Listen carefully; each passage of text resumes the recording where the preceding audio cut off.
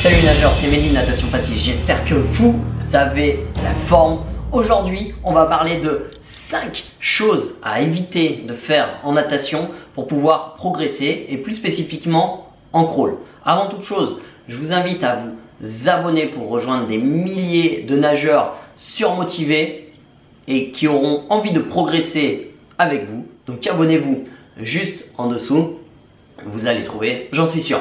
Voilà.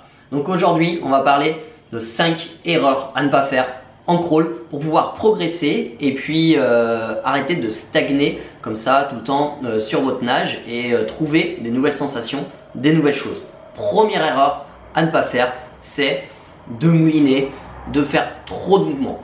Qu'est-ce qui se passe si vous faites trop de mouvements? En fait, vous allez pédaler dans la semoule.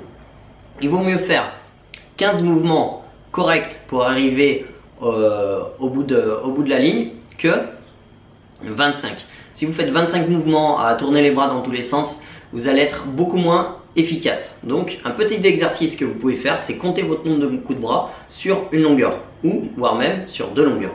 Donc avec ça, vous allez pouvoir quantifier le nombre de coups de bras que vous pouvez faire sur une longueur et essayer d'améliorer, de diminuer ce nombre de coups de bras pour pouvoir progresser. Parce que pour une longueur donnée, vous allez passer par exemple de 20 mouvements à 18 et du coup comme ça pour une même longueur vous allez être un petit peu plus efficace et ainsi vous allez pouvoir quantifier votre progression.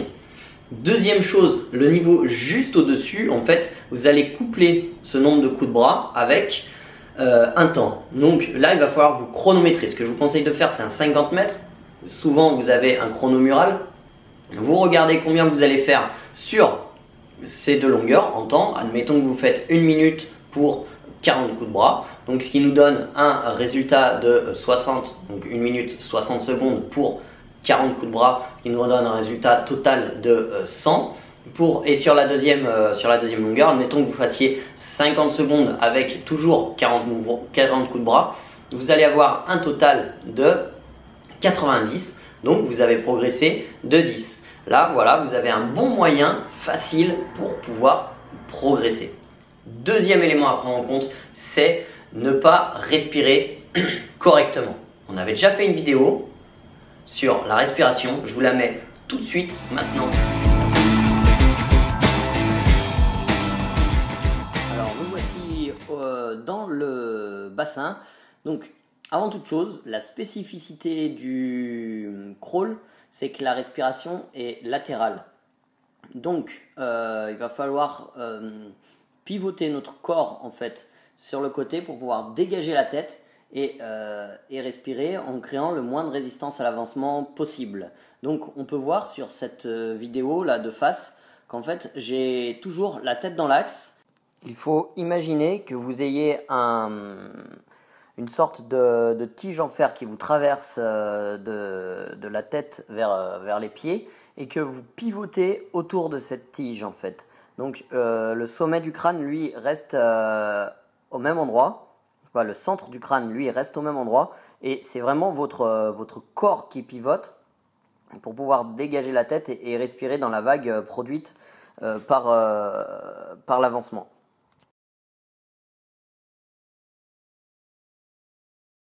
Alors, dans l'eau, vous allez être soumis à une contrainte. La contrainte, c'est la respiration. Est-ce qu'elle est complètement différente du milieu terrestre? Dans le milieu terrestre, l'inspiration est active et l'expiration est passive. Voilà. En milieu aquatique, l'expiration est active. Hein, c'est à vous de souffler pour expirer l'air que vous avez dans vos poumons. Et l'inspiration, quant à elle, est réflexe. Ça veut dire que dès que vous allez sortir la tête de l'eau, comme vous aurez expiré l'air dans l'eau, votre inspiration va se faire de manière naturelle et réflexe, d'accord? Donc ça diffère complètement du milieu terrestre. Donc ça prend du temps. Il va falloir que vous vous entraîniez souvent, régulièrement, à souffler dans l'eau, arriver à expirer l'air de vos poumons et à inspirer rapidement. Alors, le troisième point que je voulais aborder avec vous, c'est respirer trop haut. Alors, ce que je dis trop haut, c'est en fait de trop sortir la tête de l'eau. D'accord? D'avoir les deux lunettes qui sortent de l'eau. Donc moi j'ai un petit peu le défaut, je sors quand même un tout petit peu trop la tête de l'eau. Donc il faudrait en fait avoir une lunette encore dans l'eau et une lunette qui sort de l'eau. Donc souvent quand je dis ça, on me dit ouais mais je vais boire la tasse parce que j'ai la moitié de la bouche dans l'eau. En fait c'est faux, parce qu'avec votre tête et avec la vitesse que vous êtes en train de créer, ça va créer une vague, et en fait cette vague là vous allez pouvoir respirer à l'intérieur, d'accord? Donc il va vraiment falloir essayer d'avoir la moitié de la tête dans l'eau et l'autre moitié qui sort de l'eau pour respirer correctement et ainsi ne pas créer trop de résistance à l'avancement. Troisième point qui fait que vous n'allez pas progresser, c'est de ne pas s'entraîner régulièrement. Je vous l'ai déjà dit, il va falloir que vous entraîniez à vous entraîner oui, régulièrement, mais il va falloir mettre en place un entraînement périodique. Et c'est pas une fois par semaine. Il faudra essayer d'aller s'entraîner 2 voire 3 fois par semaine si vous voulez vraiment avoir des progrès significatifs. Si vous y allez une fois par semaine, votre marge de progression elle va être minime. Donc je vous conseille vivement de vous entraîner 3 fois par semaine, voire 2 si vous ne pouvez pas le faire. Vous prenez un agenda, vous notez et ainsi vous allez pouvoir avoir des résultats vraiment conséquents. Ce que je vous conseille vivement, c'est de faire par exemple lundi, mercredi et vendredi, de vous laisser une journée de repos entre chaque et aussi le week-end pour pouvoir bien récupérer, parce que vous le savez, la récupération ça fait partie intégrante de votre entraînement. Quatrième point essentiel à prendre en compte pour éviter les erreurs en crawl, c'est d'avoir une bonne coordination. Nous avons fait une vidéo là-dessus, je vous la mets juste tout de suite. Maintenant on se retrouve au bord du bassin. Alors la coordination en crawl, elle est plus simple que sur la brasse ou le papillon, mais elle demande quand même quelques efforts. Pourquoi? Déjà, il faut comprendre une chose. Au niveau des battements, il y a les battements 6, 4 et 2 temps. Ça veut dire quoi? Ça veut dire qu'en fait, vous allez faire 6 mouvements de jambes pour un mouvement de bras, ou 4 de jambes pour un mouvement de bras, ou 2 de jambes pour un mouvement de bras. On peut prendre par exemple l'exemple de Jan Torp. Jan Torp qui avait un battement 6 temps.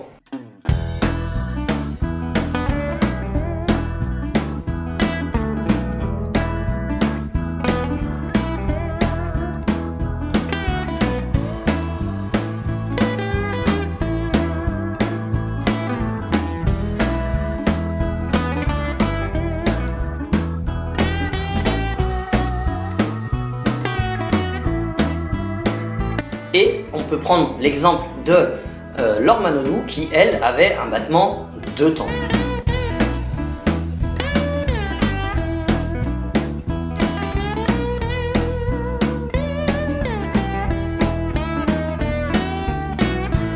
Donc à vous de choisir un petit peu en fonction de vous, parce que ça c'est plus en fonction de votre style de nage plutôt qu'une volonté personnelle, de choisir entre le 6 temps, 4 temps ou 2 temps. Regardez où vous en êtes et puis essayez d'adapter votre nage en fonction. Alors quelques astuces.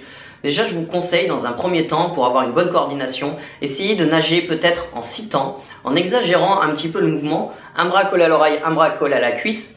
Faites 6 mouvements et ensuite vous tractez de l'eau, et comme ça va vous permettre en fait de nager en opposition complète. Et de fait de nager en opposition, vous allez en fait décortiquer toute la nage et vous allez éviter de vous emballer en fait sur les bras et de nager n'importe comment. L'objectif étant de rechercher la glisse. Encore une fois, la natation est un sport de glisse où il va falloir essayer de faire le moins de mouvements possible pour une distance donnée. Donc nous en plus on a de la chance, on a un bassin soit de 25 soit de 50 mètres.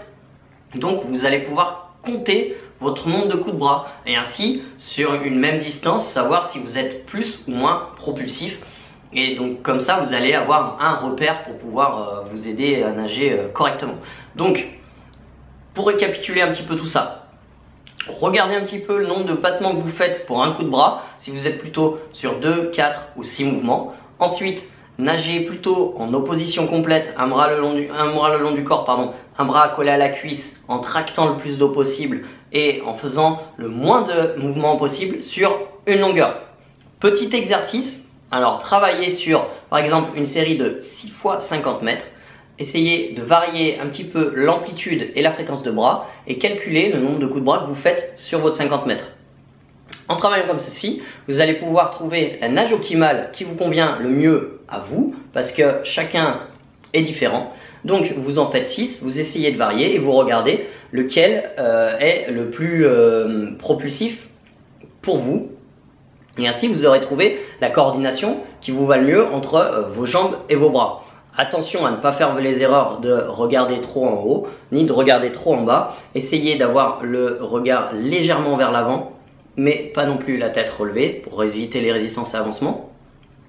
Et puis ne faites pas non plus trop de mouvements de jambes parce que vous allez vous épuiser, parce que vous savez que les jambes sont des gros muscles, donc vous allez utiliser beaucoup d'énergie en faisant comme ça. Dernier point que je voulais voir avec vous, c'est l'alignement. L'alignement en crawl et dans la natation de manière plus générale, c'est l'élément essentiel à prendre en compte. Vous l'avez compris, si vous n'avez pas une bonne coordination ni une mauvaise respiration, votre corps il va être dans tous les sens dans l'eau et ainsi vous n'allez pas pouvoir progresser et évoluer dans le milieu aquatique de manière fluide. Il va falloir vraiment que vous tendiez à être le plus aligné possible, le plus gainé possible, et comme ceci vous allez pouvoir bien glisser sur l'eau. C'est ce qui fait la différence entre un nageur de haut niveau et un nageur débutant, c'est vraiment cet alignement et les résistances à l'avancement. C'est vraiment ça qui fait la différence. Bon, après je vous l'accorde, il y a aussi une question de puissance et de coordination. Bon, vous avez compris, il y a pas mal de points à prendre en compte, mais les résistances à l'avancement, c'est l'élément majeur qui fait la différence entre vous et un nageur de haut niveau. Voilà, j'espère que cette vidéo vous aura plu. Si vous voulez plus de conseils, je viens de créer une formation qui s'appelle Crawl Facile où je vous livre vraiment tous mes conseils en détail. Vous avez toutes les informations sur le lien juste en dessous ou là comme le i comme info.